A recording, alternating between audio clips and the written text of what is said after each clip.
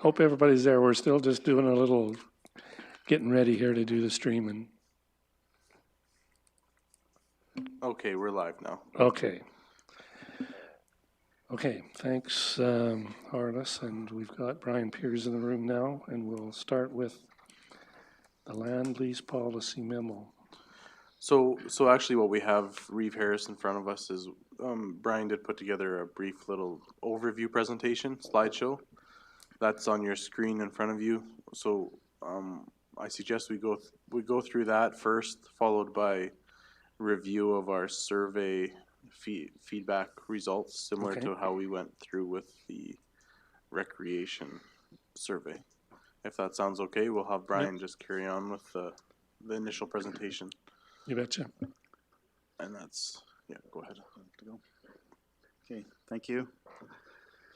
This was a presentation I did for a while back. We were planning to do a discussion around lands, and it got tabled for the time being. So I just updated a few minor things in it. The major body of the text remains the same, but just some different numbers as far as some of the oil and gas information that has changed recently. So we'll just do a bit of background about the lands at the MD at Tabor and some of the oil and some of the agricultural leases and the oil and gas that is generated from these lands, and some of the just briefly touch on some of the projects that I've been working on over the last little while to do some inventory work on these lands. Next slide, please. So just as a bit of a background, I know you're most of you are familiar with all this, but it never hurts to see it again or hear it. Much of the discussion we have when we talk about MD at Tabor lands is tax recovery lands, and those are lands that at one time were privately owned, and for any number of reasons were forfeited back to the municipality because of unpaid taxes. You can see what mainly in the 30s and 40s is when a lot of that land went back. Was to come back to the municipality, but there was just the MD didn't have the means to manage that volume of land at that time. There's the resources were limited. So so in those years, well, 50s and up to 1996, I guess that's when we acquired the 144 quarters or 23,000 acres of land, and those are the lands that now are administered under the MD at Tabor grazing lease or the MD at Tabor cultivation lease. The tax recovery lands came after, which made up for the bulk of the lands that up to that inventory now that we say we have over 80,000 acres. So there was about 58,000 acres of tax recovery land that were transferred from 2009 to 2017 when the last transfer occurred. And the province has retained over 20,000 acres of tax recovery land that was deemed environmentally sensitive. They have attributes as far as slope or sensitivities or whatever it may be. So breakdown of the land types on all the lands, or on the historical tax recovery lands. 14,000 acres tame, native grass, 2,800 tame, and about 6,000 acres of dry land, and just under a quarter section of irrigated lands. And as far as the tax recovery land, you can see there that the lion's share, the vast majority of it is native grass, for the total of 81,462 acres with 105 agricultural leaseholders. Next, please.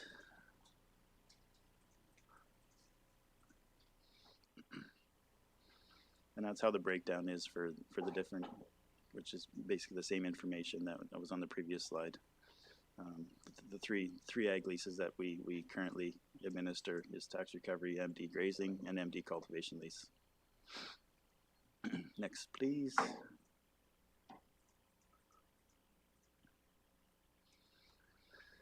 I don't think, yeah. I think is that where we're at? No, tax recovery first, yep. I'm not going to go through every one of these points. A lot of them are the same for all the leases, especially the two grazing leases. For as far as rental rates, you can see we'll highlight is 70 cents an acre. That basically mimicked the rates that the province was charging their leaseholders when the land was transferred and stayed the same from that point till now. Did you just delete my slide? No, it's okay. 10-year terms, the tax recovery land leases will expire in February 2026. And one of the other points, I guess, is that currently we provide $400 per oil and gas site per site, no limitation on how much they pay in rent or how many sites there are in a quarter.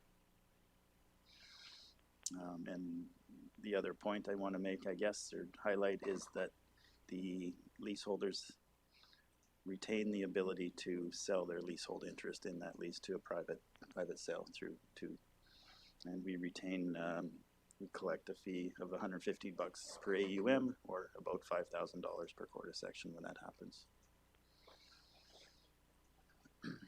Okay. MDA Tabor, same grazing lease, same rate, rental rate, but don't have the same considerations for oil and gas and or the ability to sell their lease, their share in the lease interest. For the oil and gas, they can retain up to half of their rent back in payment for adverse effect and inconvenience for having those sites on their lease. And no option to purchase the land either through their lease, and their 10-year leases to expire in 2027. So I can provide this presentation too if you want to review it again. There's lots of information in it that I'm skimming over just for the sake of time.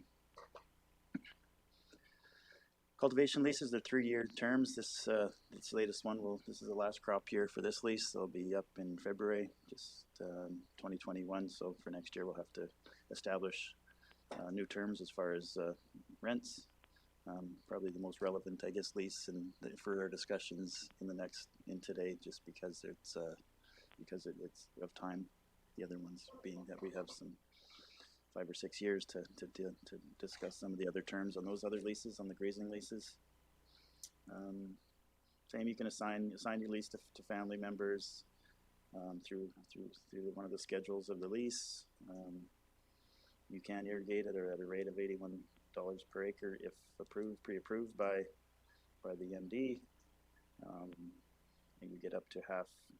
Up until this year, you could receive up to half of your rent back in oil and gas loss of use payment, and it's reduced into this year to a third of your rent.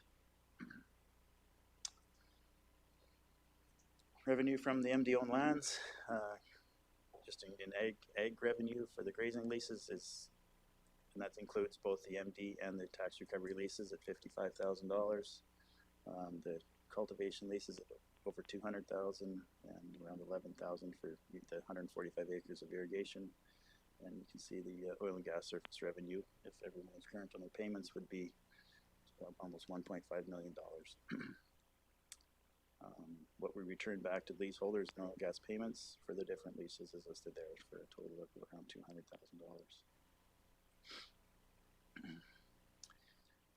Oil and gas specifically on the MD-owned lands, 557 leases with 28 operators. That might be, I haven't done the count on that, but it's likely a bit less on that too, as they're dropping off or becoming insolvent or going through bankruptcy or receivership.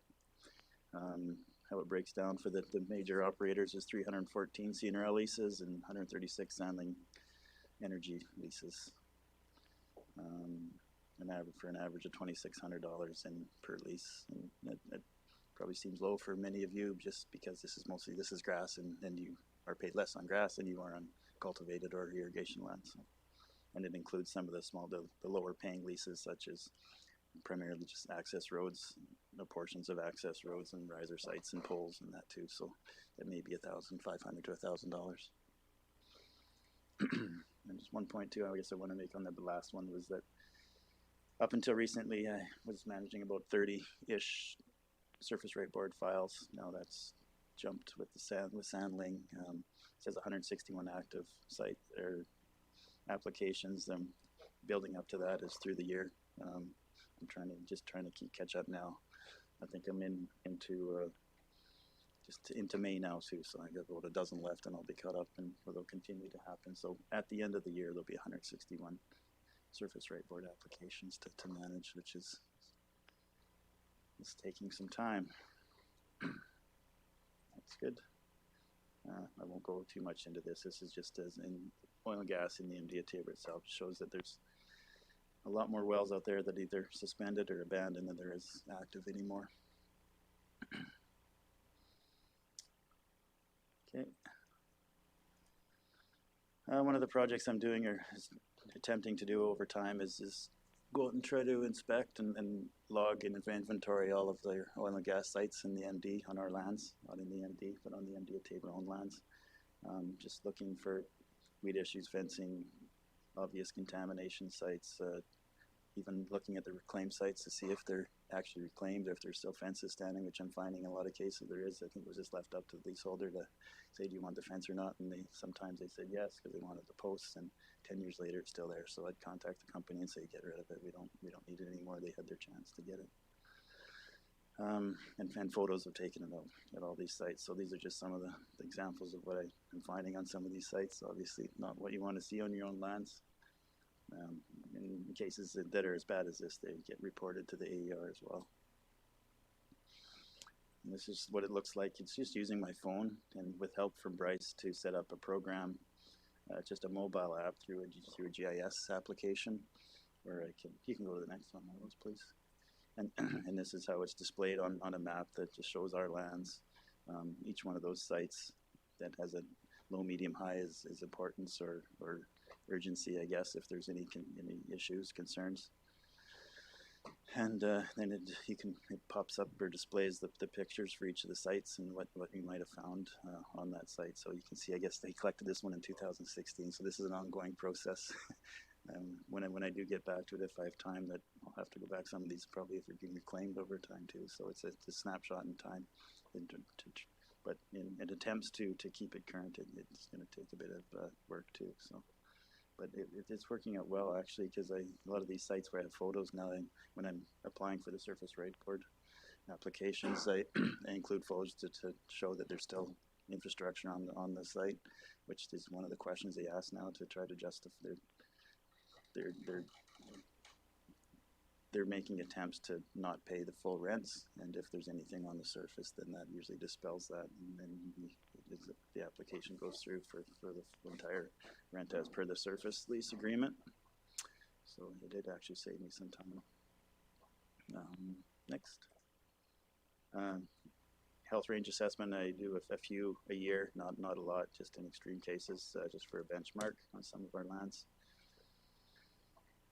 And that's about it. Oh, and the stock return forms as well that I do ask each year and get them back from all the leaseholders. It just creates a bit of history on the land and how it's managed and when and how many cows go out. So that's it. Lots of information there, but I say it can be provided to you at a later time if need be. Okay, so go ahead. I just have one question. Yep. When we have the 3 types of leases, how did the MD decide which ones could be sold and which ones their leaseholds could be sold or not? Was that just a practice adopted from the province? That's the way it currently is with the province, and I think that was just part of the negotiations with Leaseholder Association at the time. A group of leaseholders and the MD jointly negotiated that lease, and I think there was some give and take in that, and that was one of the considerations that was very important to the leaseholders, was to retain that ability to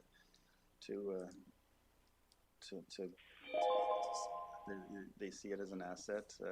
Sometimes it was they acquired those rights 50 years ago for virtually nothing through their parents, and sometimes, and we'll talk about this in our survey, some of these folks have acquired these leases recently, from 2017 to 19, and I have a few numbers here where they've paid. I mean, we don't get involved with the sale, but between I would say an average of $500 per acre. So if someone has purchased 1,000 acres of lease, they've put out $500,000. So then they've mortgaged their farm against these lands, and not against their land, but they've got a mortgage to purchase these leases. So they see this as so those are just the tax recovery lands, I guess. I go back to your question that that's not the case on those older lands. It's just when prior to the transfer of the tax recovery lands, that was a negotiated term of the lease on all of the 58,000 acres of grazing, empty grazing tax recovery lands that we have. Brian, if I could maybe add to that a little bit, Tamara, some of the issues that we had when the tax recovery land was coming back to the municipality is that these leaseholders had paid so much an acre for this land. So if we were to take it over and all of a sudden that land would be worth nothing, like Brian said, some of them could have $500,000 worth of money out on land that they had purchased. So that was the struggle, is how do we move forward at a zero value when there's already value been put on it? And that was a previous practice of the province. That wasn't the MD. This is the way that the province had handled it in the past. They were allowed to buy and sell it. So that's where the difficulty came there. And that's still currently the case with the provincial lands as well. They still have that ability to buy and sell their leases. Correct. So just for reference, I think between 2017 and 2019, there was about $2.2 million worth of lease equity sold on tax recovery lands, MD tax recovery lands. So there's some people holding a significant debt on those lands, I would say. So just for us, the MD, just to say now today you have no equity in that, could be seen as unfair.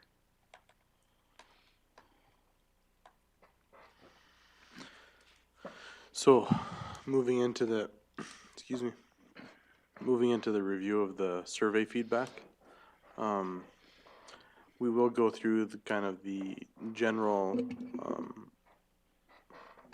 responses here in terms of how they were responded to and how many responded to which options. That being said, there were, in some of the comment sections, there were some questions that were posed, and Brian has taken some extra effort to look into those questions a little bit so that he can answer them a little bit better as we go through and review the survey, if that's okay. Sure. I'll let Brian kind of lead us through that. Okay, so the first question in the survey was talked about the rent on our tax. So the survey, I guess we'll back up one step, was broken into 3 different sections, generally around each one of the 3 types of agricultural leases that we administer our lands through. The first one being the tax recovery lands, the second being the MD grazing lands, grazing lease, and then the third being the cultivated lands and the cultivation lease. So I think there's probably more questions on the tax recovery section than the other 2, but some of them are similar too. But just because some of the same questions are probably will come forward out of them. So the first one was about the rent we charge for our municipal our tax recovery grazing leases, and it's set at 70 cents. And just ask the question, what do you feel the rent should be set at going forward? There was a tendency there to look at a rate somewhere between the market rate and what we're currently charging. So the market rate is, if you equate the 70 cents per acre, it works out to about $3.20 in AUM. I would say an average grazing rent in southern Alberta's averages around $30 on private leases. Would average about $30 per AUM.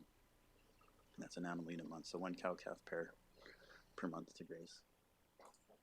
So we are on the lower end of the rents, but basically similar to what the province has charged over those same years.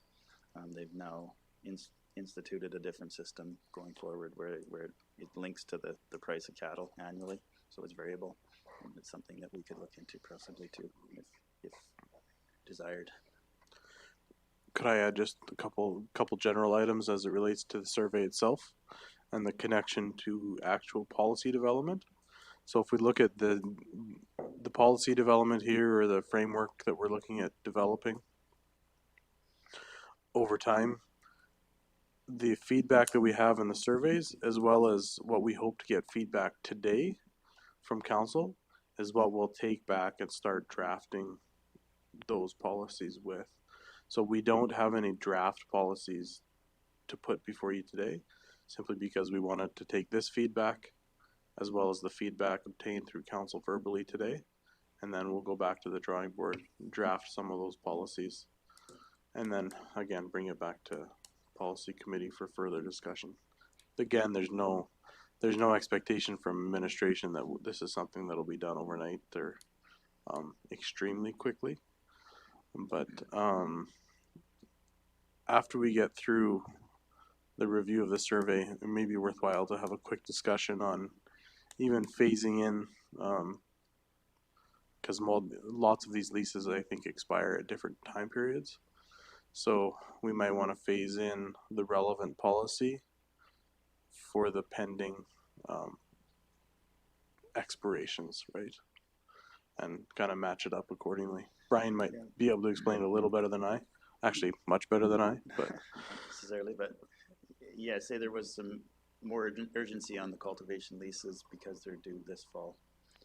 Maybe there's a way to approach it could be that we'll discuss it again later in the survey, that there's some maybe some will to wrap up our grazing leases into one lease rather than having them separated by by tax recovery and MD lease, because it creates some confusion, and the transfers are basically over at this point from the tax recovery lands, and maybe it's time to have similar terms for similar lands. Maybe there would be two policies. Maybe there'd be a cultivation lease policy, cultivated land, cultivated lease policy, and then a MD grazing policy too, to separate them and create some clarity between the two. If that's how you want to move forward with those two leases. And then so the MD grazing leases will be expiring in 2027, and the tax recovery leases in 2026. So you could just generate or provide a year grace and an extension on that cultivation lease to tie us into the next year when the MD leases become due as well, and provide us to enable us to have them come together at the same time, potentially. Yeah, just a quick question. Rates that mimic provincial grazing lease rates that now fluctuate. Can you just expand on that? I know that they've changed them, but I don't know enough to know for sure. And I haven't seen the details of that policy yet either. But they're saying that it won't go below what they currently are. It basically can only rise up from there. So, in a really bad year with cattle prices reduced or lessened, and in a dry year, it can go say no lower than what they're charging now. So would the rate, like if you have a bad year, the next year's rate is low, or how does it relate to this year? I would think there'd have to be a year gap there, yeah, because they don't really know what cattle prices are until next fall, I suppose, right? So it would probably be going forward, yeah, it would be a year in advance. The delay, I guess, is a lag year. Can I go ask for those policies? Try to get my hands on those policies from the province to see, and I don't know if they've even what stage they're out of that.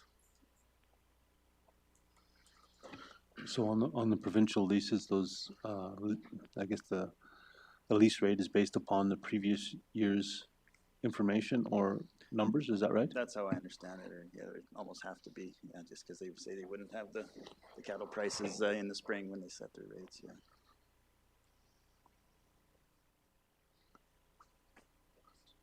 so Another question I have on that as well, Brian, is so are these yearly updated from the province then? Yeah. On this current model? That's how I understand it. That it will be amended annually. Yeah. So it takes it's a bit more administration on their end too, I guess, but, I suppose it's all digitally generated by computers anymore too, as far as their invoices that go out to their leaseholders. And I don't know if it's north to south, if it's the same, or if it's depending on that. Not sure on the specifics. But yeah, from an administrative side point of view, it would be a little more complicated than setting a rate for the 10 years or whatever lease term it might be. Is there a question in the chat?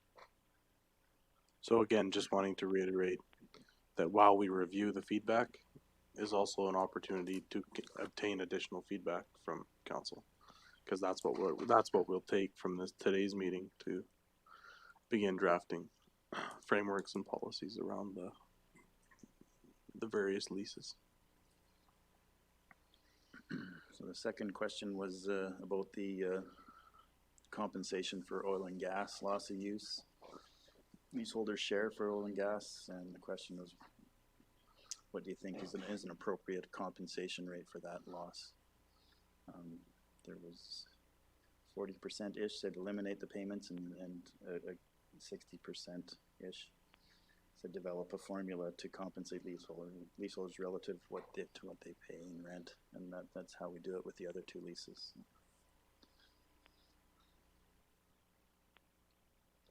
Say on the MD of Tabor grazing leases, you get back upwards of to a maximum of half your rents, and I think on that presentation it was $3,000 is all we pay back to grazing MD grazing leaseholders, only because their rents are low. So you get a percentage of what you pay, so what you pay out is much less.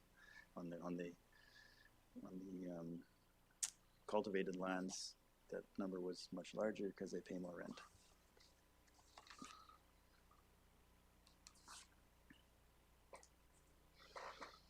So you know what's something I think would be worthwhile doing as we develop the policy too, is when there's scenarios when there's a pretty clear dichotomy in response, it may be worth noting that in the draft versions so the council can have, I would say, a little more comprehensive discussion as a group because of that clear dichotomy. Here it's three were in favor of one particular scenario, 4 were in favor of another particular scenario. So that's pretty close, right? Probably merit more discussion when you're looking at draft policy. So that's something that we'll note and take into consideration as we draft the policy, just to ensure that everybody can feel confident knowing that discussion was had on those issues. I guess in both cases, it seems to be to reduce it from what it currently is.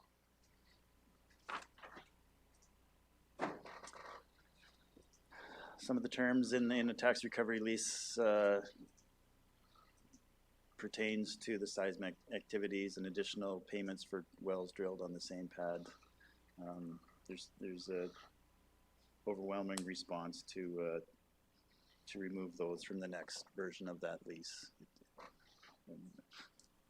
Within that, if there is damages to the land, that is still retained by the leaseholder, but the payments for the land use is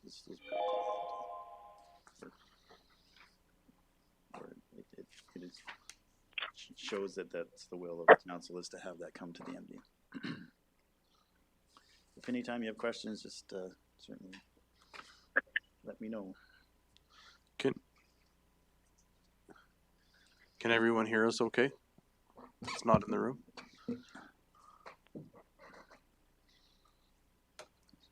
Yeah, loud and clear. Good. Okay. Good. The next question was about the MD having a large asset of lands and their tax recovery lands, and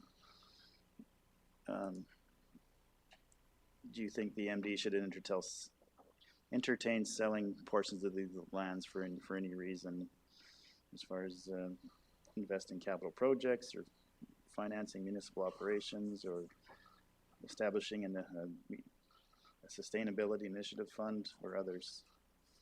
And it was fairly constant in the responses there to that, but one thing that was highlighted was that the proceeds of any sale shouldn't be used for day-to-day operational matters. Just, I guess you're putting all your eggs in one basket, and then you don't have that asset for later if you continue to do that. So. One question I'd like to throw out there for council is, one of the options was establishing a municipal sustainability fund or some sort of fund like that. However, we put that option in there without a definition. So I guess what my question to council would be, what do you foresee that fund being? What would it encapsulate? What would be its purpose? Because that, I guess, kind of unpacking that a little more will help us as we develop policy as well. Well, I think if we were to sell land, unless we were really hard pressed and absolutely needing the money to just operate, I would not like to see it used just for operations. That it would be set aside for when we've got to contribute to a new sports facility, or we need something.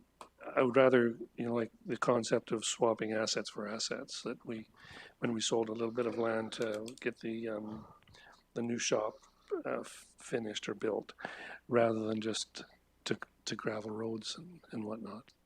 So special capital initiatives, kind of. Yeah, more than just, unless we were really, really super hard pressed, more than just operations.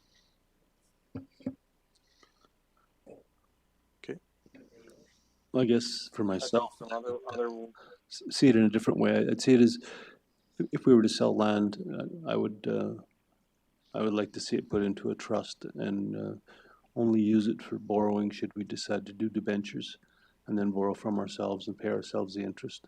That way, you retain the value of the asset, and you allow it to accrue and build upon itself, and only borrowing from yourself, so that you don't actually touch the capital or the interest, but only to borrow from yourself. That way, I think you still retain the value of what you've gotten rid of.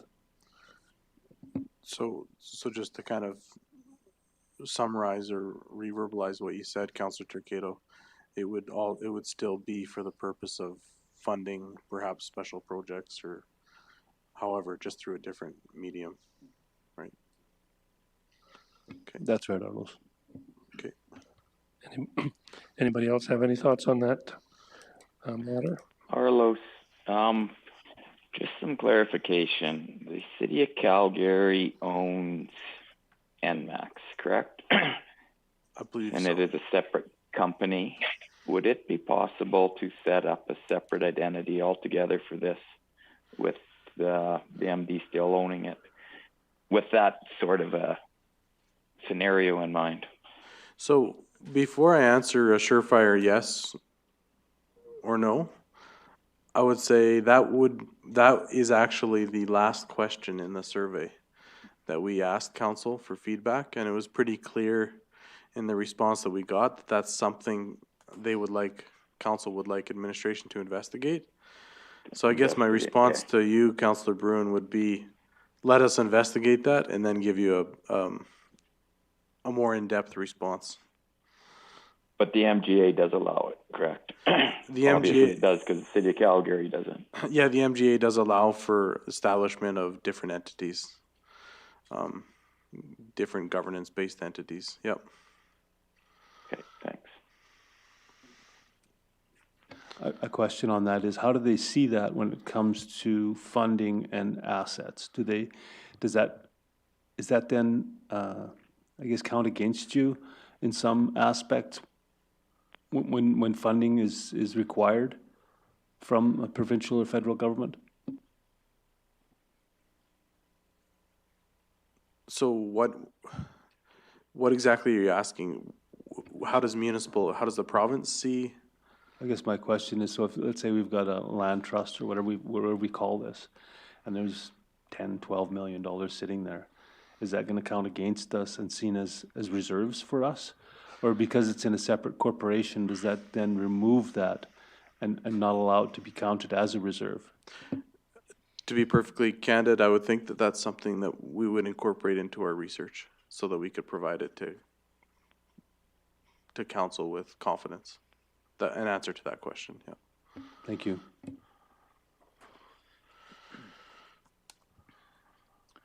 All right.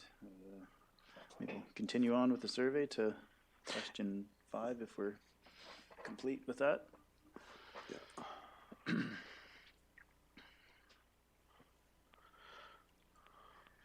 So this is what we did talk briefly about previously. It was the MD of Taber tax recovery leaseholders have the ability to sell their leasehold interest in those leases through a private deal with a willing buyer and seller. The MD of Taber doesn't get involved in the transaction. Just threw a number out there, prices, because we say we're not privy to those sales, but the prices have understandably have reached recently up to about $600 per acre. And I do talk to some of the people that are doing these deals, and I do have an indication of what that, and that's a fairly, maybe on the high side, but a value of $500 is probably a good number to use for demonstration or discussion purposes. Anyway, on that response, there seems to be an overwhelming indication that leaseholders should not be able to retain that equity in their leases, and I think there's some discussion that should be had on this front, just because of to understand, I guess, how it's been done in the past. The MD has allowed through their leases for that to occur, and that so they've made those business decisions based on the lease terms at the time. Not to say that those are going to stay the way they are forever. But as we talked, there's around, I think I have examples of about 5 transactions that's happened from 2017 to 2019, and then mentioned that there's been about 2.2 million, using a number of $500 an acre, it comes to say $2.2 million of assets that has changed hands. So those folks that have put out a mortgage on those leases to get those lands for the strict reason to graze for cattle, it would, in the words of one fellow, it would sink him financially if we were to take that ability away from him to sell that lease, because if he'd be paying for 20 years for something that he no longer has. It's like, Yep. I'll leave it at that. So it's very important. It's a very, in the eyes of the leaseholder, it's a very important aspect to the lease in their eyes.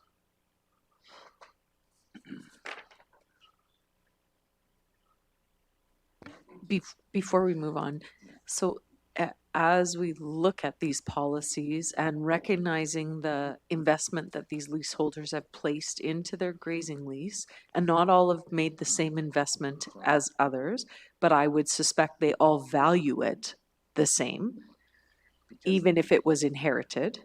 They still have value, right? And yes, so as we do our research and look at this, to pull the rug out of anyone, I would see it as challenging. But is there a way to transition this over time to be more reflective of the value of the land, and that the MD of Taber has all of their citizens have a reward for the land mass that we have? So I'm not necessarily asking for an answer today, but it's just a way so that, one, we also don't create unrest and fear through our leaseholders, but is there a transitional way or a different approach? So not looking necessarily for an answer. I think we do retain a portion of the assignment or the sale, I guess, not it's a minor relative to the sale price with our assignment fees. Like I say, works out to about $5,000 per quarter section when those sales happen. It's relatively small compared to this sale price, but no, you were bang on with your assessment there as far as there is a significant asset there that they hold that they would not like to see removed. And how we transition that, I mean, I think in the past, the presence of oil and gas on some of these lands played into the value of those leases as well, because of what they received from oil companies for that, particularly on Crown leases where they receive more than they receive from us currently. I think people are starting to see oil and gas is not necessarily as big an asset on the land as it used to be. So that value in some of those leases may deteriorate over time naturally, just because of the state of the oil and gas industry as well. Just a quick question for everybody. It's noon. Do you want to break, or do you want to just carry on and plow through this?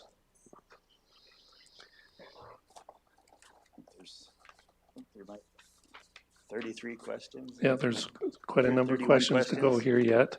So you might be hungry by the end of this. That's why I'm asking. I mean, do you want to stop and go have lunch, or do you want to plow through this? I would rather keep going.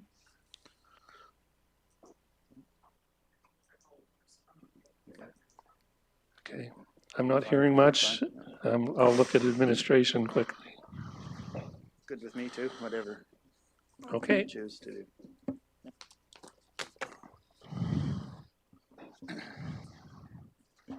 Next question was that there's always been and will continue to be pressures on the land for different uses, just throughout some of the options or some of the requests we get on these lands, and asked council on what they thought about the different uses that we could utilize as far as generating revenue for the municipality. So it looks like council's fairly open to a number of different options if they were in opportunities, if they did come forward. I guess the one that stands out is not too excited about having landfill on their lands. But outside of that, as far as renewable energy and conversion of some of the lands, if they're suitable to irrigation or gravel resources or commercial industrial, all could be potential options for some of these lands if they're in the right spot.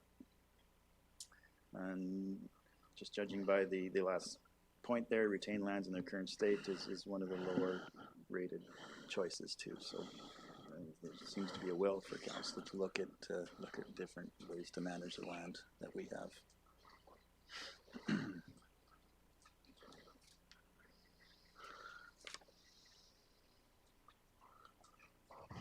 And there's one question about the quiet enjoyment clause in their tax recovery lease, which could be construed as providing them the authority to restrict access for any reason. That's how it's currently managed, that if people ask for access to these lands, that we defer to the leaseholder to manage that access, and it seems that's generally how they would like to see that continue. And administratively too, that it takes some pressure off staff to try to manage those questions too. Particularly during busy times of year, say hunting season.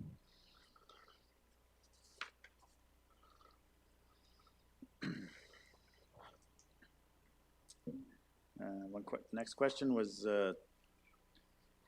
from a conservation and ecological standpoint. A lot of these lands are native grasslands and in fairly contiguous blocks. Much of it intermingled with crown lands, native crown lands too, and then ask the question about how do you feel, or how important do you feel the conservation of these tax recovery lands, these native lands are, and 80 combined with extremely valuable and very valuable. came to 86% of the respondents. So obviously there's a conservation will from council on these lands too.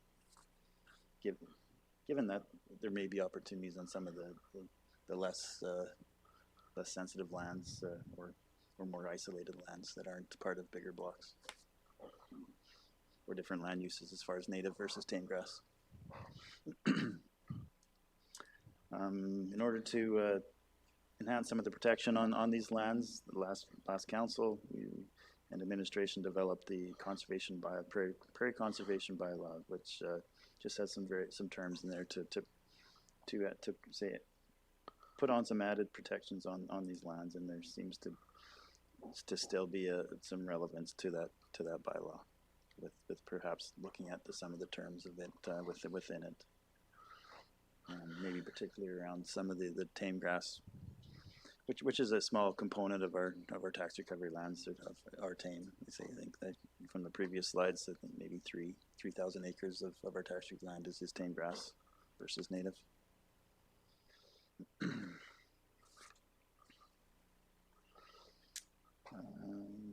Just interrupt me if you have any questions. There's one in the chat there too. Did we respond to that question? I don't know what it is. That was earlier. I don't see one. Oh. I don't see You one. don't have one? Okay. Oh, was it? Oh, okay. Next slide, please.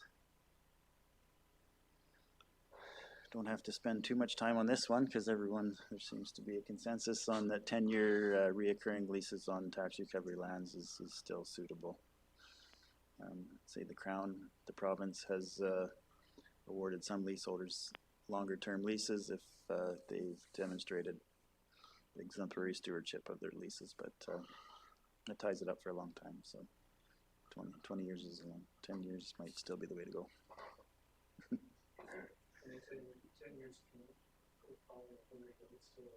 It is, yeah, and things change in 10 years, yeah, for sure. Just a reminder to push your microphone button. Yeah. Next slide. Current terms of tax recovery lease allow share leaseholders to assign their leasehold interest to family members, not necessarily immediate, not just children, but even as far as uncles and aunts and grandparents and grandchildren. So we've asked the question if that's something that we want to see continue, and in some form or other, council has the desire to have that continue to happen and to keep the land in the family that's been using it for many generations in some cases. And with the comment that maybe it should just be handed down from parents to children rather than further extended family. There was also reference to the continuation of farming practices as well. Similar farming practices. So. Yeah, I mean.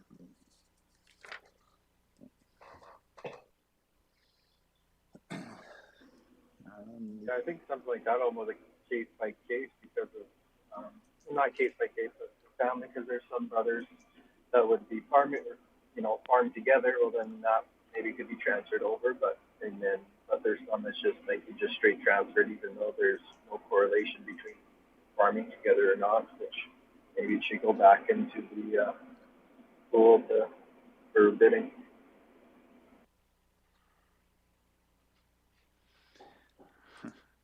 I missed part of that, but yeah, every farming unit is different, and how it's not just children necessarily. It may be cousins and that too, or uncles and aunts that farm together. So maybe there's some consideration to be paid to how that works, if that's what you're saying, Councillor. Yeah, sorry. Okay.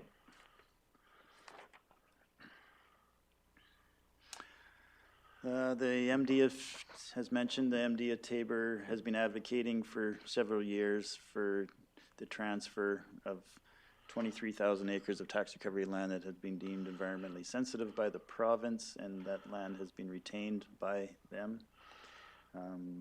the question was asked whether this should still be an initiative that we pursue going forward to try to have that last 23,000 acres repatriated back to the MD. And between most important and a top priority at 57% and 43 saying it's not that important, maybe that we've put enough effort into this and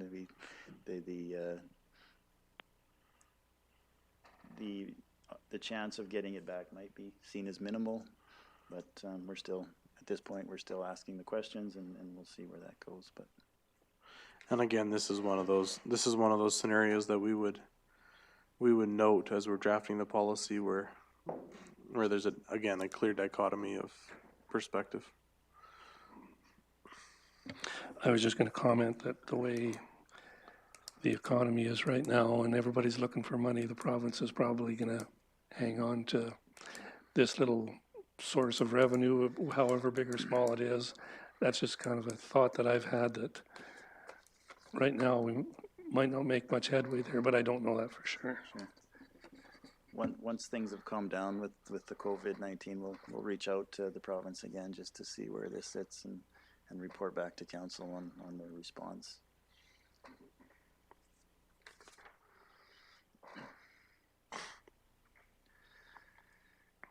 Maybe this is an overly simplified question, but just asking council how they would rank the following in terms of priority for the tax recovery grasslands, and whether it should be focused on conservation or revenue generation or both, and it's fairly equally split, I guess, and but being that I think they see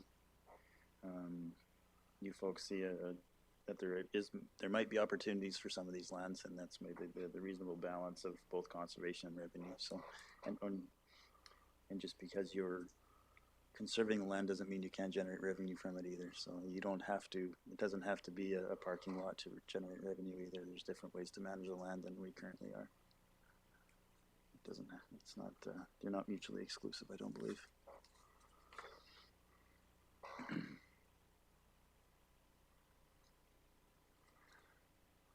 Question 14 was just an open-ended query on if there was anything we missed in that and wasn't addressed in any of the questions previous. We glean a lot of information from these comments, and we appreciate those too, because it generates a lot of discussion and I think it's important in drafting these future policies. So there was a few questions in the responses. What percentage of, number one, to help with clarity on the MD owned lands, what would it be possible to find out what percentage of the population have MD lease land and as part of their operation? So I made some calls yesterday to the different grazing associations that we work with. So between Barnwell, Fincastle, Vauxhall, Hayes and Circle E grazing associations, they have about 130 members. Some of the Circle E ones I assume could be outside of the MD of Taber, but the majority of them would definitely, their areas that they draw their members from would be in the MD of Taber exclusively. So that would be well over 100 family members, I guess. Probably you could use probably 120 members in the MD of Taber, members and families. So, and as far as the the private leases go, there are, between the tax recovery leases, the MD grazing leases, and the MD cultivation leases, there's about 80. So around 200, either 200 families either through the grazing associations or private leases.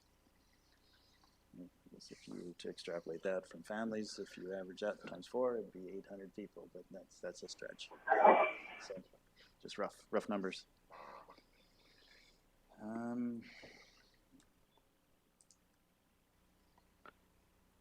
Most of the other ones were comments. There was a link placed in one of the comments to some alternative models of compensation on Crown grazing lease lands.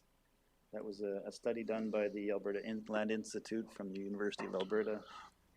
They just looked at various provincial and other means that, and a lot of it had to do with the oil and gas and the share in that. So that might be something that would be worthwhile looking at. And the MD at Tabor was actually highlighted in that study as well. There was also a comment from Councillor Croson. Not sure if she wanted to expand on that at all, or with regard to the question per se that was being asked around the revenue piece. I'm just rereading my statement, just 1 second. Not wanting to put you on the spot, but wanting to at the same time as we obtain feedback.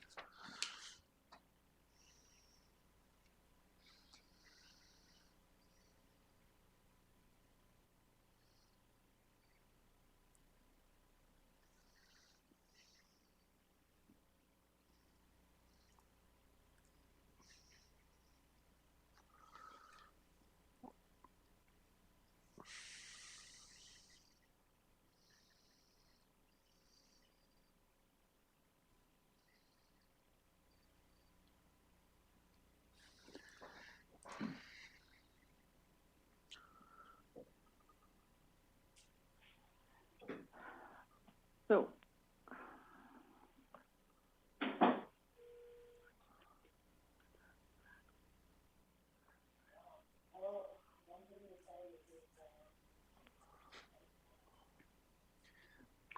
I can't remember what I was thinking specifically. I think it depends on if we have the ability to sell lands or what's happening with them. Okay, and that's fine. Oh, sorry. Like a lot of the questions, depending on what policy would state, would be how we would determine those things, if that makes sense. I actually didn't catch the last part, Jennifer. I apologize. I already forgot what I said. No, that's fine. We'll carry on.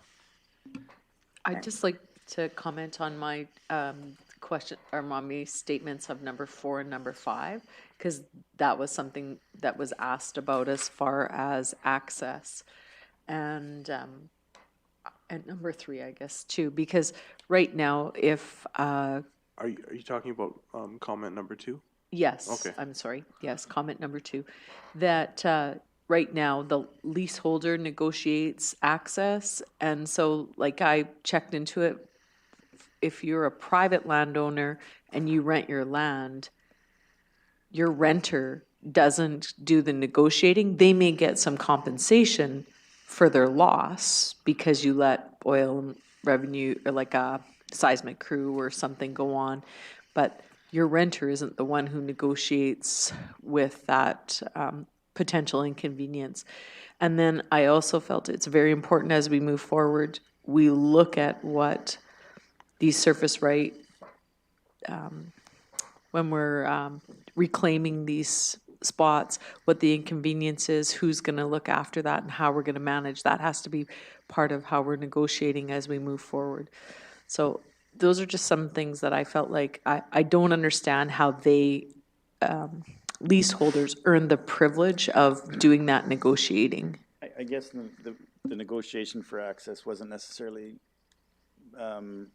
relating to the oil and gas. It was more the ability to control access for recreational purposes. In that case, we certainly control the access for oil and gas, and everything negotiated Okay, for oil and gas we comes through the MD. Okay, Yes. because that was I was like, how would that happen? No, Okay, no, it good. doesn't. Thank you So- for that so clarification. The companies like to have sign off from the occupant, but that's as far as it is, just to give their consent, I guess. But no, the negotiations for any of the terms of the access for revenue or just general access terms come through the MD. Thank you. That helps me out. Okay. So I can also go back to your question, Arla, sorry.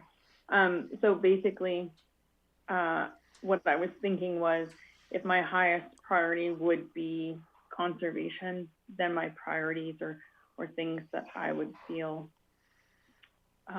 like to rank them, the ranking system would be different if my first priority was conservation and then revenue. If it was revenue, then it would be ranked completely different. So that was my comment Okay. with that. Sorry, I just had to reread it all. Okay, no, that helps. Thank you.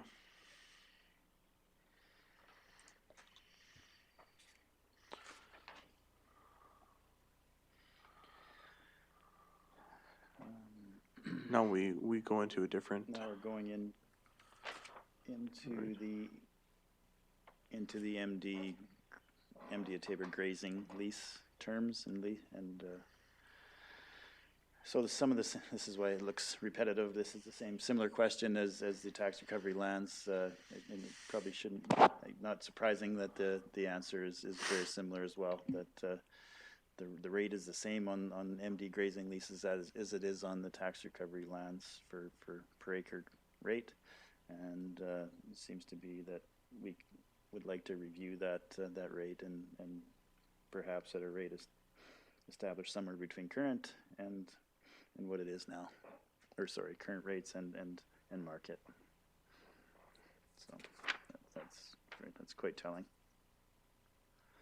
I got a question on that. Yep. Whereas our rates are what were they, $3.20 per AUM, and grazing reserves are 30. But the difference there is the grazing reserves, we take the cattle there and they're looked after at that $30 an acre. So there's the grazing reserve has their expenses to come out of that, whereas this is we're just leasing them the land, right? Yeah. Grazing. Yeah, you're right. There's more involved in it on an association, that they have a lot more things to do, to look after. But I guess the associations also, if it's private, I mean, if it's a crown lease, they also get 100% of the oil and gas revenue as well. But no, there's the lease rider that they have to pay, and they look after all their own. Well, in this case, they do too for the fencing and that. But no, there's that's a point well taken. Yeah, that I think that's probably reflective in the answers that the rate should be somewhere in between. We're not expecting, that our leaseholders should pay the $30 per AUM.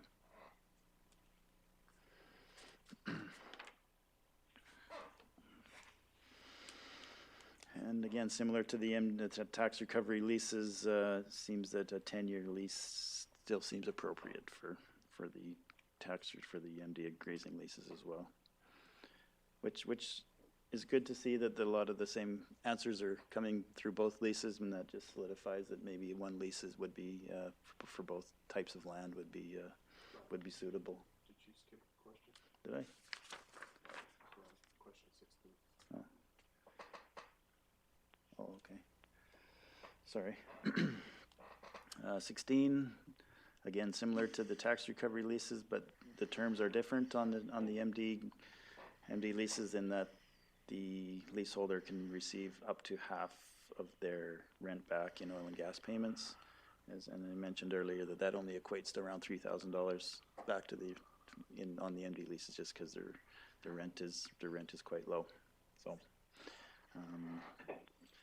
overwhelming response, 86-ish%, that council believes that the payment should be eliminated in this case to those renters of the MD of Tabor grasslands, which is somewhat different, I guess, than on the tax recovery lands, that they said that there should be a rate negotiated. How was it worded? That less than what it is now, but paid something for their loss or for their inconvenience. And then there's the 10-year grazing lease terms still relevant.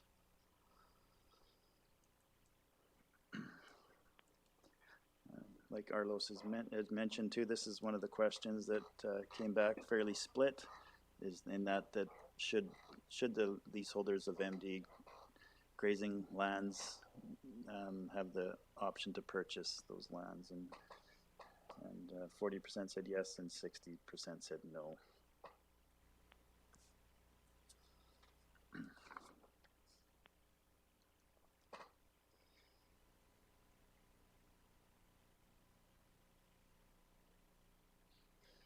Still talking about MDA Tabor grazing lands. There's about 3,000 acres of tame pasture. Asking what some of the alternative land uses for these lands might be suitable for, and again, a broad range of options, and left it open for other responses as well, that if or other options if that weren't on the list. 71% of the respondents said retain as tame pasture, so, and as well, so the conversion of irrigated cropland and renewable energy and other industrial developments were also ranked quite high. So it demonstrates that we are open to looking at other uses on those lands that are less sensitive than some of the other lands.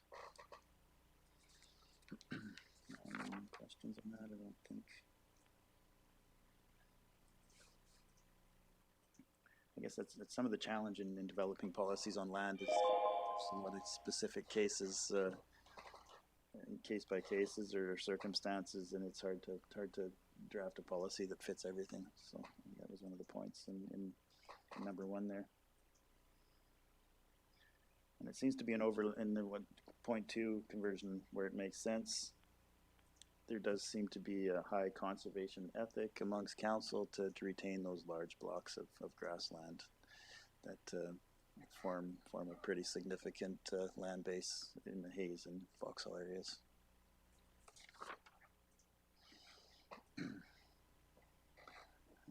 Referenced this one before. Do you see a benefit in administering the MD tax recovery lands and MD of Tabor grasslands as one lease when they expire? And 71% of respondents said yes, and I believe that's probably a prudent choice too, just administratively and just for for clarity amongst leaseholders and residents, and because yeah, they're quite different currently.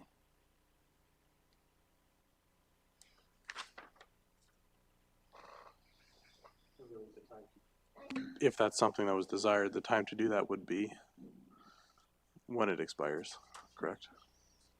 In 26, 27. Yeah. The one expires, excuse me, in 2026, the other in 2027. Yeah. You could probably do a 1-year extension on the one to get to the, so they're all on the same, expiry on the same year, could you not? Yeah, we could grant the tax recovery leaseholders 1 more year, which would bring them in line with the tax, or sorry, the MD. And administratively, it would probably be easier having it all in one lease. Quite simple. In the same year rather than. Yeah, if it was council's desire, it'd be another 10 years. Sounds like 10 years an appropriate lease date or term. Roll it over into one lease combined and with terms to be determined. And yeah, it would be quite administratively simple. Yeah.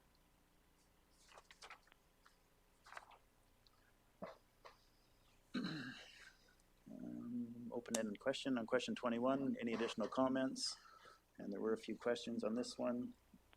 Do grazing associations have the same lease as individual leaseholders? And that question is yes, both in terms of the MD of Tabor grazing lease and the tax recovery lease. They sign the same lease, all the same terms. Grazing leases. Would the grazing association be interested in purchasing the MD Tabor lease land? I've heard. I think that's highly variable on the lease. On the association. Some are in a much better position to do that if they receive oil and gas. They have sitting on reserves. Others are some of the smaller associations, as Fincastle and Barnwell. They're not sitting on those similar reserves as Vauxhall and Hayes, and they're probably not in a position to finance the purchase of some of these lands.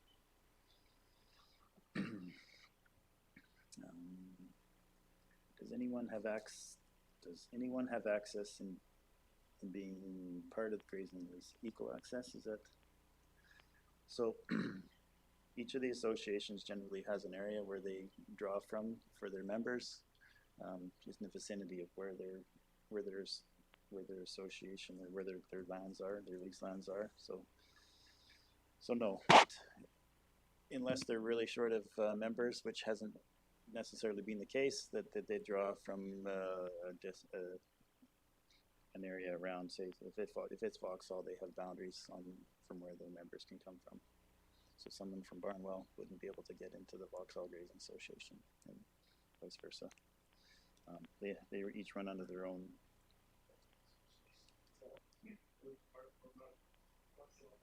So that's another question, just follow up from that. But if I was a resident close by that grazing association, I want to get into the cattle business, do I just send in an application? That's they had their AGM. That's when they discuss new members and they vote. But go back one step. Each association has their own constitution and how they accept members, new members. Generally, they do a vote at their AGM to accept new members if they have an opening, if they choose to take new members or not. I think just talking with Vauxhall yesterday, they admitted 4 new members last year. And I believe, I shouldn't use numbers because they could be mixing up Vauxhall and Hayes, but they have accepted new members into their associations. This is just fewer and fewer cattle people out there too, and then they're accepting some younger guys into it, so it's a good thing for the community.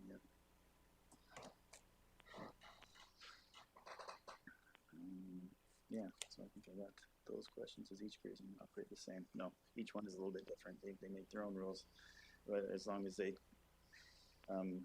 adhere to the conditions of the Public Lands Act as well. They can't. They have to generate their constitutions around that,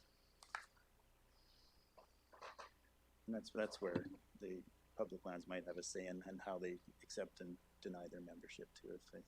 If there's people that were within their area, they have to have a good reason not to accept new members, based on could be on the condition of the grass or the drought, if there's a drought or whatever it might be.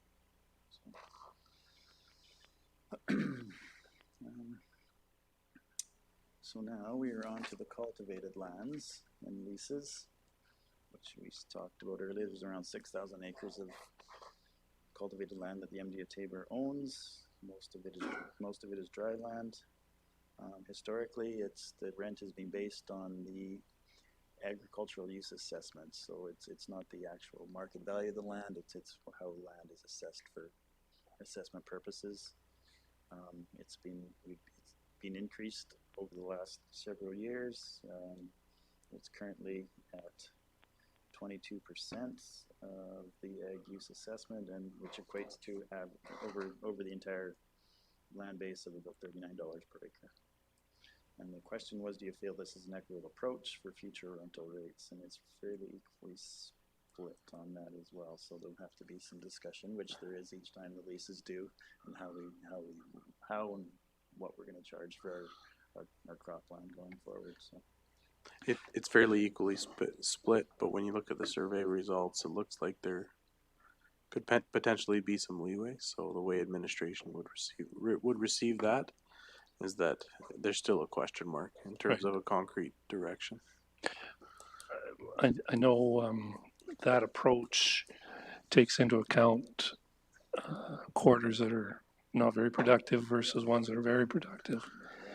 But I probably still below what market rates should be based on the tenders that we've had over the last couple of years on land that we've tendered out for rent. Yes. Yeah, land that has been surrendered back to the MD that we've tendered has garnished between $60 and $80, I'd say, per acre rental. So about half of what we're currently charging for our longer term leaseholders. And then at that time too, we withdraw the oil and gas consideration on those shorter term leases.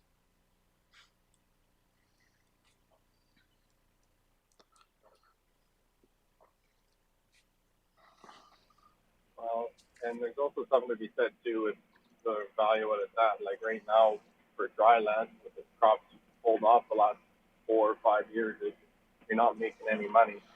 So having a cheaper rent like that makes a little more sense than for dry land, but at the same time, I know it's below market, but I know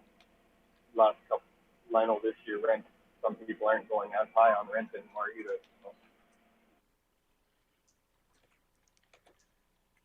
I guess you average over the 3 years. Yeah, you're going to have some bad years or better than others, and so it takes a bit of the risk out of it by having a bit of a lower rental for sure.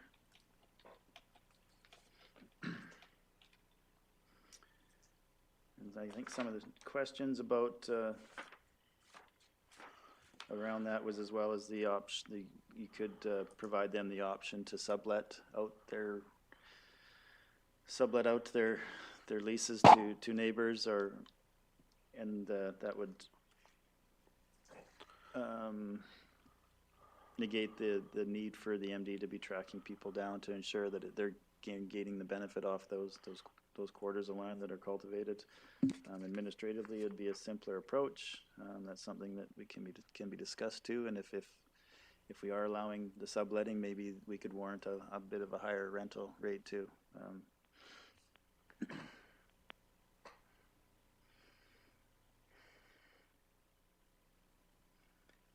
As mentioned, one of the more challenging aspects of of renting cultivated land is to ensure that the folks that have the lease are the ones doing the farming and garnishing the benefit from it. And I wouldn't say that's a rampant problem, but it probably does occur in some cases.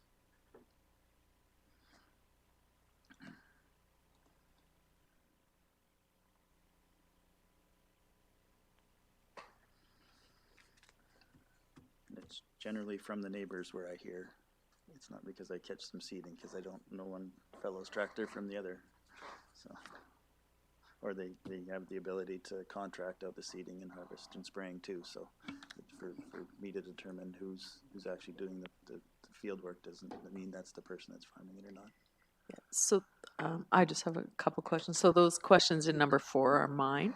And so I just wondered, like, if you're going to lease out the land for 3 years, what was the rationale that only the leaseholder can farm it? I don't quite understand that. If a private owner does a 4-year lease, you just try to make your return off your land. So I just wanted to understand why we limited it to only the leaseholder.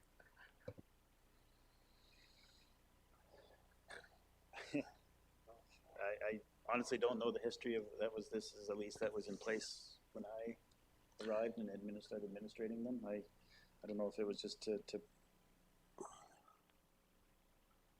ensure maybe that it was the MD residents that were gaining the benefit from land and maybe not from outside. I'm not sure.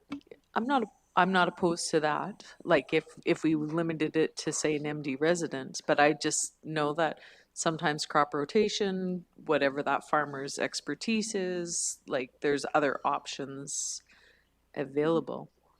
So that was just one of my. But specifically to that question, we don't know. Administration doesn't know what the initial intention was. Perhaps those with maybe a little more history, they might know. But as for us, that's how we answer that. We can research it further, but can't tell you we know the initial intention. And certainly in the irrigation world, that's much more prevalent to be trading in land and subletting just because of the nature of the business, but not as much in the dryland areas. But yeah, we'll try to find the rationale for that. Yeah. And maybe that could be some of the terms that we can revisit too. It's because it is that way now doesn't mean it has to be that way going forward. So it wasn't too many years ago, as I recall, that to get a lease of this nature, you had to bid X amount of dollars. Like you'd bid like up to your $1,000 an acre to get this lease rental, because they would bid so high because it was always a cheaper rental rate too, right? So it wasn't what we're doing now. It was if I wanted that quarter of land, I bid $1,000 or $1,500 an acre, whatever it might be, just to get the right to do it, and then I farmed it perpetually. Rather than now, the way it is, it's out for 3 years, out for 3 years, out for 3 years. And then second thing too, thoughts on for MD residents. I don't know if it really needs to be an MD resident that has to farm it. To me, it should be someone who is paying tax to the MD that resides in Alberta, in my eyes. Like, if you have people right on the other side of the border, which way, east, west, south, or north, and just because they live a half mile on the wrong side, they can't farm it, even though they own already land in the MD. I think that's something that we should change too in the lease that as well. Yeah, I think that was addressed in another question too, here coming up, whether who should be eligible to hold those leases, and we'll look at that too. Sorry, Levitt, I didn't catch the first part of that question very well, but your question, or maybe. So wasn't it before with some of this land that to get the cultivation, and might have been grazing grass too, that you used to, you bid X amount of dollars per acre, like you bid your $1,000 an acre for the right to farm it, and then you paid the MD rent after that. Yeah. The rent was already established. It was, you just paid however much you could afford to have the right to farm it. Yeah, that's how it was previously when these leases were tendered. That was they were reoccurring leases that you would hold that lease until you no longer wanted to hold it any further, or didn't have any family to pass it down. Recently, when these leases are surrendered, we're just putting them on 3-year fixed term leases where after those 3 years they'd be retendered again. So yeah, it's different now than it was in the past in that we haven't been tendering those leases for indefinite terms. If that's not doesn't answer your question, it's just.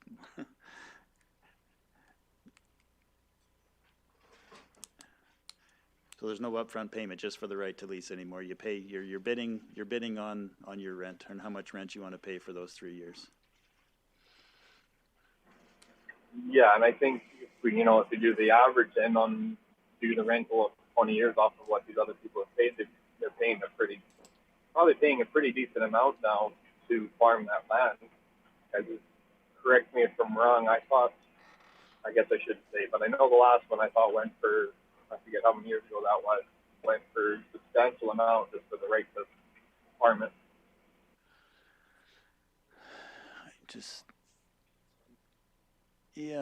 I can't remember the last one we did where we were tendering out the rights to farm it for forever. It's been a while since we've done that. I think all of the recent ones have just been on fixed 3-year terms or less.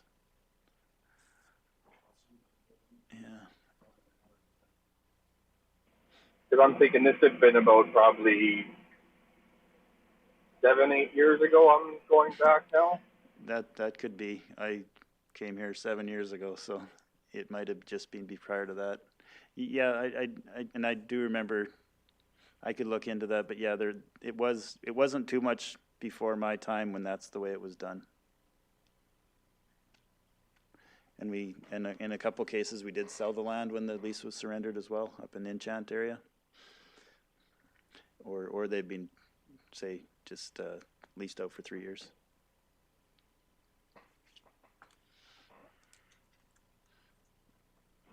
Because I thought it was around $1,000 an acre they did. Could be wrong on that one, and that was kind of in the Cameron area out there.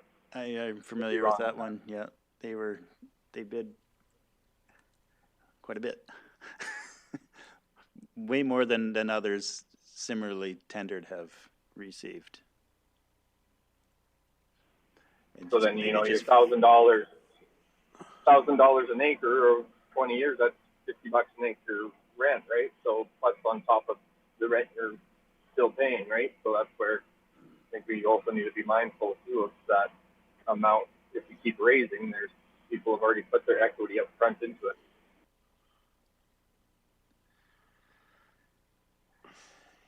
Yeah, I guess there is. I mean, I guess it could be seen in the same light as equity on grazing leases, but at what point have you received your equity out of there for cultivated land? I'm not sure. And that's the extreme case too. There's certainly not. I think if I, and I do keep a spreadsheet on that too, I think a more normal number for that would probably be in that $2,000 to $3,000 in a quarter to get the rights to farm those. But I can provide you that as well from the information I have. $3,000 to $5,000, I would say, maybe is maybe a better number. Certainly not $160,000 like that one case. Just a gentle reminder from the CAO, when we are discussing these topics, if we do have a desire to get into leases or lease specifics of individual leaseholders, then we should probably consider going into closed session, or even leaseholders from the past, just from a personal privacy FOIA perspective. But if we're gonna, we can easily have these discussions. I mean, the intent of our discussions today was to be looking at general policy for the lands as a whole, which we're fine in doing. But if those individual leaseholder scenarios do come up and council's desire is to continue down that path, then I would recommend you go into closed to discuss those.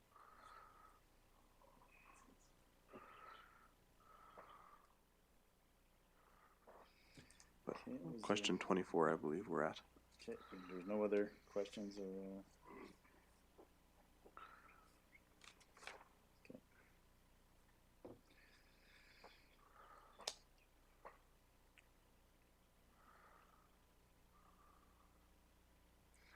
Yeah. So on the cultivated lands, we do return because the rent is higher, we return a fair bit of revenue from the oil and gas surface rentals back to the leaseholders of the cultivated lands. And the question was, which describes your best option for future oil and gas on MD cultivated lands? And it was unanimous. 7 out of 7 respondents say reduce or eliminate oil and gas payments on cultivated lands. So I think we have a clear direction on that one. Again, these are directions in draft format that we'll put into draft policy format, just to be clear. These aren't necessarily a determination of an outcome at this point. Again, it's just integration into draft policy. Is the 3-year lease term acceptable to council? 85-ish% said yes. So unless there's further discussion on that, that will probably form a portion of that policy as well, for say in a draft form for just further discussion. There was a question down below: how often do these leases change hands at the point of renewal? I can't remember a case where that has happened. Any time that a lease has been surrendered, it doesn't necessarily have to be at the time of the lease renewal. It's more relevant to the farming operation where they've no longer further are farming and then just have returned it back to the MD. If the MD asks for higher rental rates, would leaseholders want a longer term? I guess not if you're in a drought. I don't know. I think it's all. I don't know. That's a good question. I don't know that answer.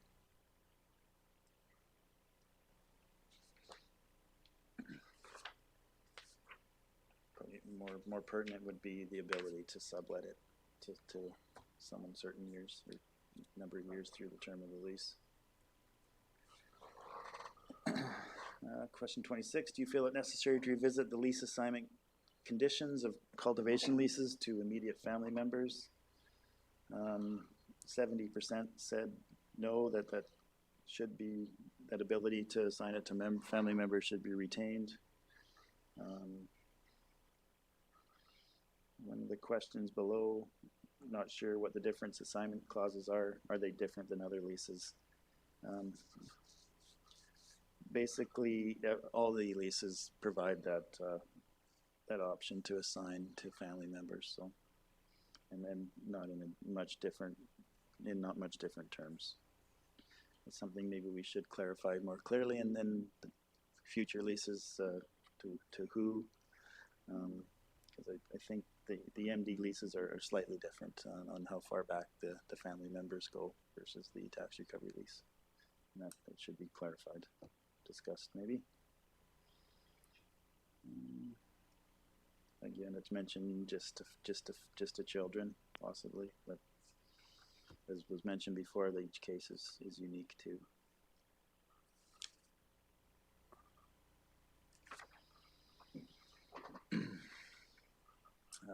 Please provide any additional comments on MD of Taber cultivation lease land management that you feel were not addressed in the above section.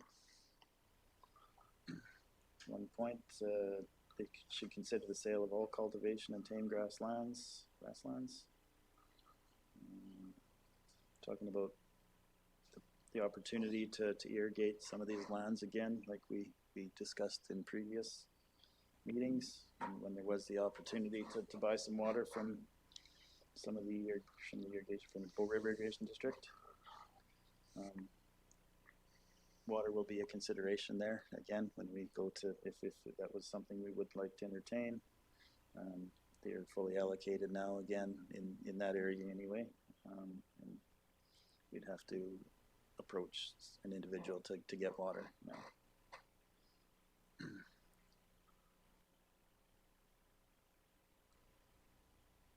And as Councillor Haug mentioned too, he's in his comments earlier that we feel in this case in number 4 that it should be anyone that pays taxes within the MD should be eligible to bid on these lands, not just residents of the MD.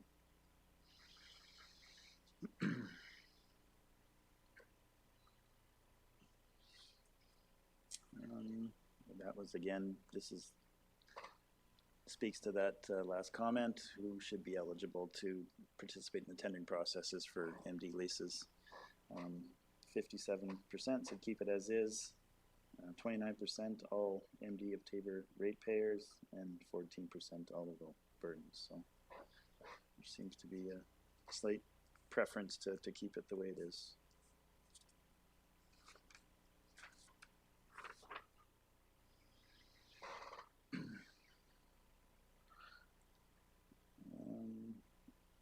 We brought this up earlier. There's been discussions by previous councils and looking into administration had looked into at one point selling all the MD cultivated lands to amass a fund whose accrued interest and principal could be used for potentially for municipal needs. Is there an appetite for that concept? So between very likely and likely, 57%, we could look at that. 29% said unlikely, and 14. So that's one of these points again where it's fairly close. 57 said likely, and 43 said unlikely. So it would likely be a draft policy consideration that'll receive further discussion amongst council. I would guess. Question 30, should the ownership of the 80,000 acres plus of MD land benefit all residents of the MD of Taber as a whole, or the individual residents who lease the lands? And overwhelmingly, all residents of the MD should be the benefactors of the MD lands, which, and that's why we're here to discuss how we want to make that a benefit to all residents of the MD, whatever that may look like. Last question was whether council would like to direct administration to investigate the idea of establishing a municipal land corporation, independent of still owned by the MD of Taber, but operate independently of the MD as well. And 83% said that would be a good idea to look into that, to see what benefits and challenges that it might have. So by looking, so go ahead. No, I think Arlos mentioned before, we don't have many details on that, but we didn't want to spend a whole bunch of time looking into it until the council had said yes or no on that too. So. Yep. And that is the last question of the survey. And Can you elaborate just a little bit on what this municipal land corporation could or could not do? Or is that what you want to bring that back later? It would be difficult to elaborate in much detail simply because we haven't done the research. Okay. But I mean, there's provisions for municipalities to establish municipally controlled corporations, right? Where that municipally MCC is what they're called. It may not be, it could very well not be the right entity for this. That's part of the research that we would need to pursue. But in that kind of a scenario, the MCC would be owned by the MD of Tabor and would have the mechanisms in place to, I guess, transfer funds from the MCC to the municipality if and when needed. So transfer of the word transfer is used rather elastically. It could mean paying of dividends, right, based on the business model of the municipally controlled corporation, or whether it's just the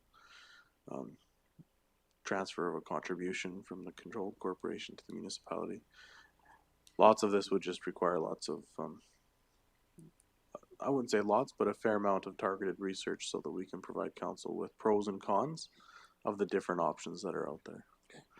And I think that's even part and parcel of what Councillor Bruin's question was, is to be able to come back to council with pros and cons of different models, and then council could make decisions from there.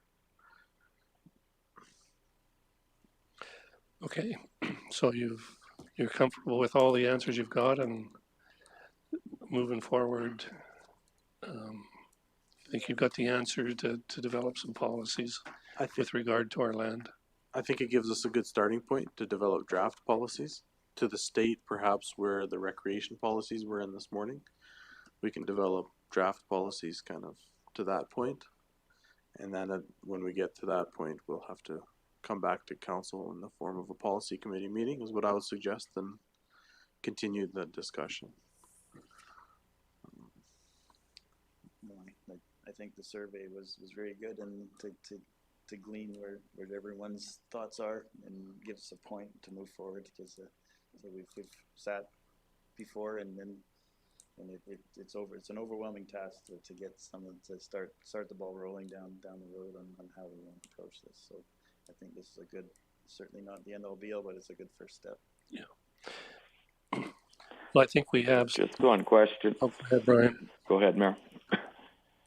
I was just one question, Arlo. When would public consultation come in? After we had a draft policy, or how do you see that? Yeah, you actually, I was just having that thought when you brought that up. I would think that would come up after you have some draft policy in place. That way you're having something to get consultation on. And I can let Brian Pierce speak to this a little more, but this, I think, that question kind of leads us into another question of how far ahead of ourselves do we get on some of these categories, because they may not be implemented for 6 years, right, until the leases expire. So do we want to set policy now to take place 6 years later? Or do we put in place a general framework that we could then, I don't know, when the time gets closer, convert into policy and do the engagement as the time gets closer for those specific lease categories. But I'll let Brian Pierce expand on that. Well, I don't know what else to add. I said laid out the timelines for when the leases expire, and it could be 2 councils from now when those decisions are finally and the policies are finally instituted. So at what point do you have input from the stakeholders or from the leaseholders? It's always good to hear what they have to say anytime, but what their thoughts are today might be different from 6 years from now, or our thoughts, the council's thoughts might be different too. So to Councillor Bruin's question directly on engagement, I would expect that engagement happen before any sort of final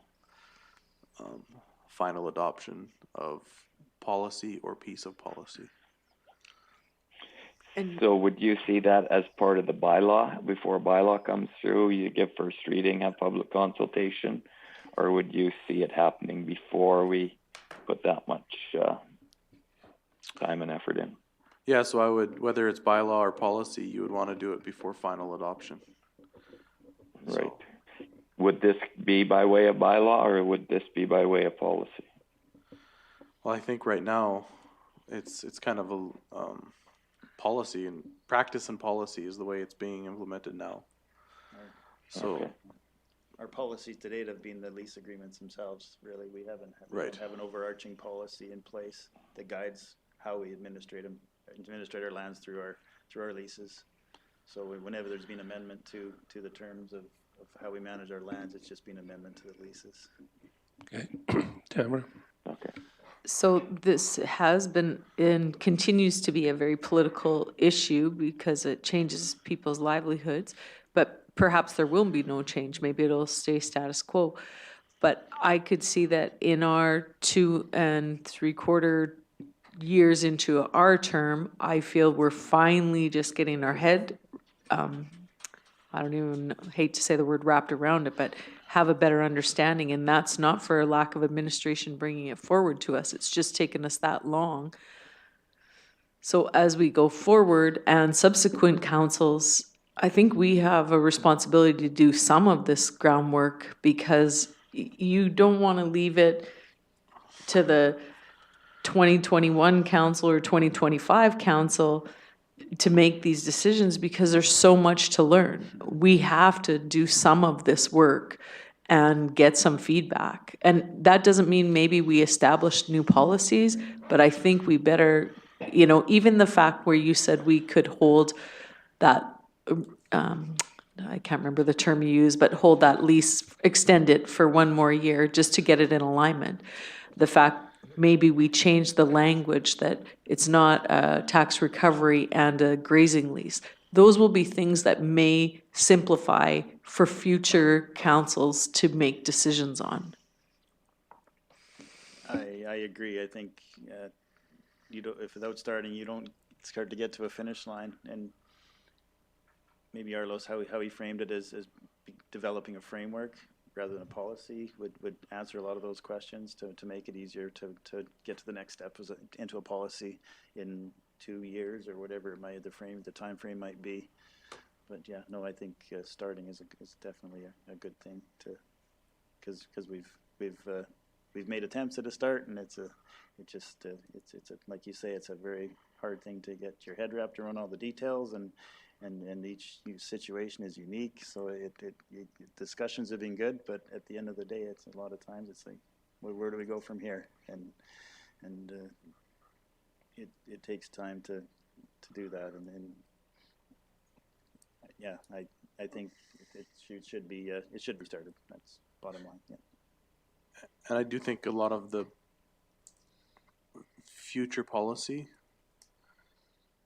will also be affected by actually question 31. Some of the results that come out of investigating a different entity or governance structure to administer those lands, the lease on those lands, that could also affect how our policy looks, because it could be the policy of that entity and not necessarily the MD that directs those endeavors.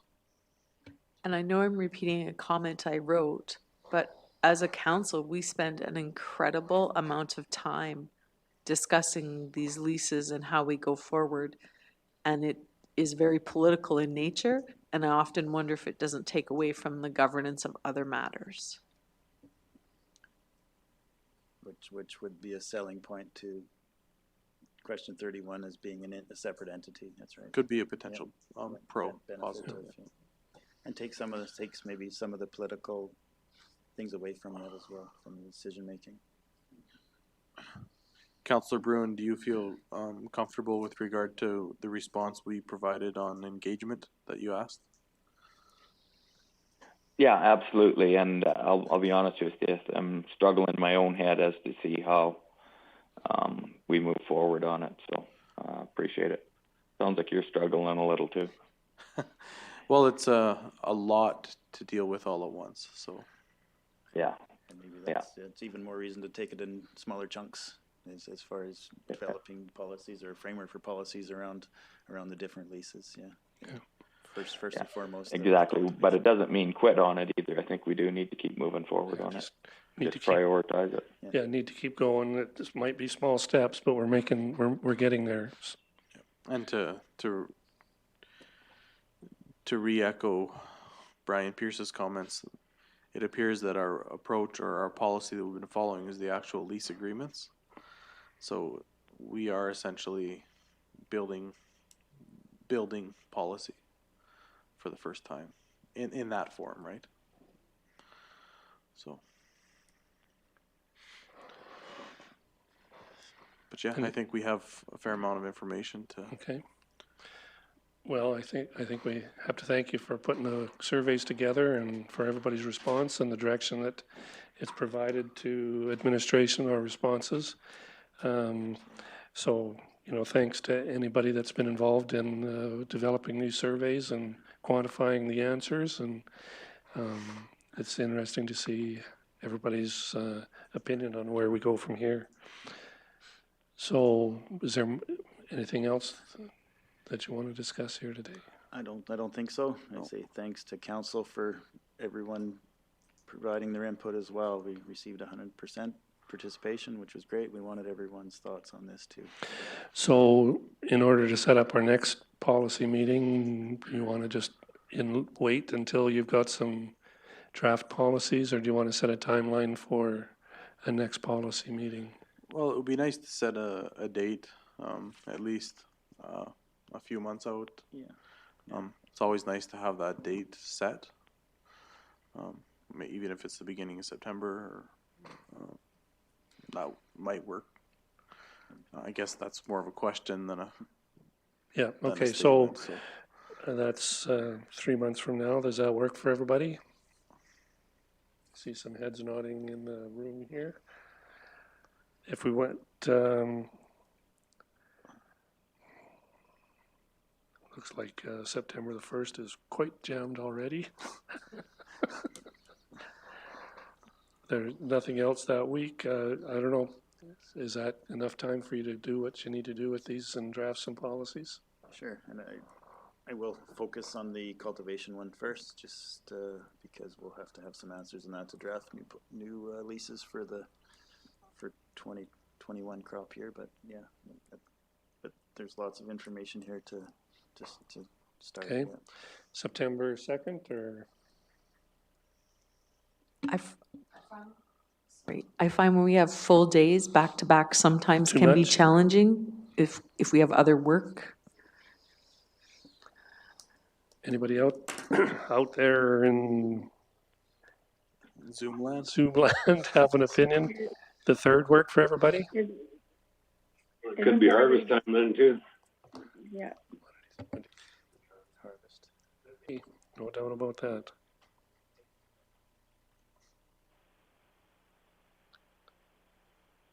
I mean, we could set a date tentatively, and if it was too difficult to meet, we would adjust. Adjust. Could we just tentatively go the 3rd then? We could possibly do the 14th. Some of us are already there for SDA, and then it's just one thing a week. Well, We would have foothills later in the week, that week, but. That works too. It's one longer day rather than a bunch of. Yeah, that works. Okay, let's plan on that. It'll be the 14th after SDA, so roughly 10:30 in the morning. Okay, we'll set that as our next meeting date. Anything else anybody needs to bring up this morning? Carlos, anything? Nope. Okay. I would like to just make a statement or comment, I guess. Going back to question 30, should ownership of 80,000 acres of MD land benefit all residents of the MD as a whole or individual residents?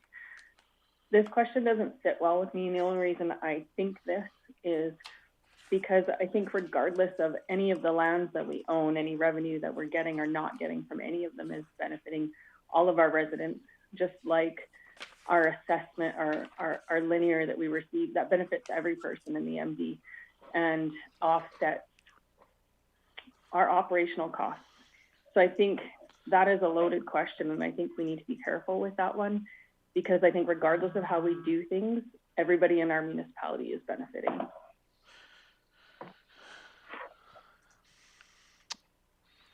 And that doesn't need response or anything, but I just think it's something that we need to be mindful of, because those people as well that are utilizing these lands are also taking on a lot of risk. So I don't see them having a substantial windfall because they get our land at the rate that they're renting land. Just food for thought. Okay. Anything else, Arliss? Nope. Thanks.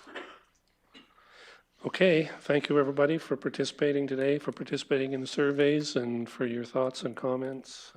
I think it has helped administration focus in on where we think our priorities are and what we would like to see done with both the recreation master plan as well as the land that the MD owns and manages. So thank you everybody for your participation. If there's nothing else, we will entertain a motion to adjourn, and John has just raised his hand. Thank you everybody. See you later.